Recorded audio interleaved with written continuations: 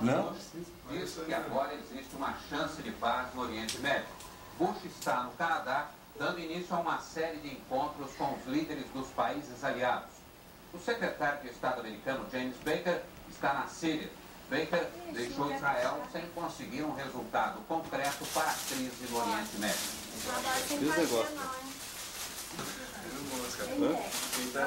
Beleza. Cara, lá não tem um restaurante, tem um só. Mas não dá conta, não.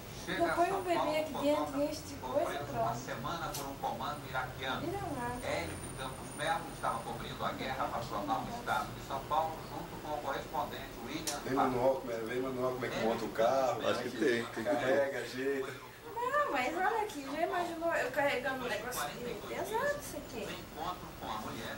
Cada estado Cabeça tem não, que velho. oferecer a cada Deus do semana céu. uma lista de encostadinho aqui, produtos ó. mais baratos.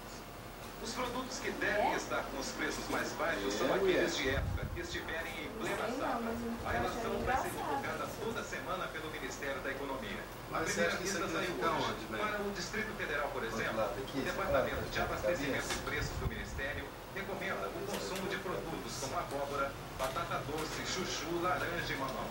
Mas nada vai impedir que o comerciante compre de bem entender. Por isso, Achou. a liberação de Tô preços falando que vai de ponta cabeça, carro. o controle pode voltar.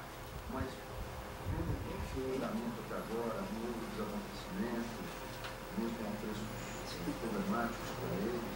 Eu acho que não tem problema. O presidente Isso aqui dentro do meio a gente arruma. deve amanhã para avaliar Não, o você já desempenho começa a do fazer governo o e lançar um projeto nacional para a retomada do curso agora, né? Porque até mais 3 meses já O treinando. documento tem 12 capítulos e vai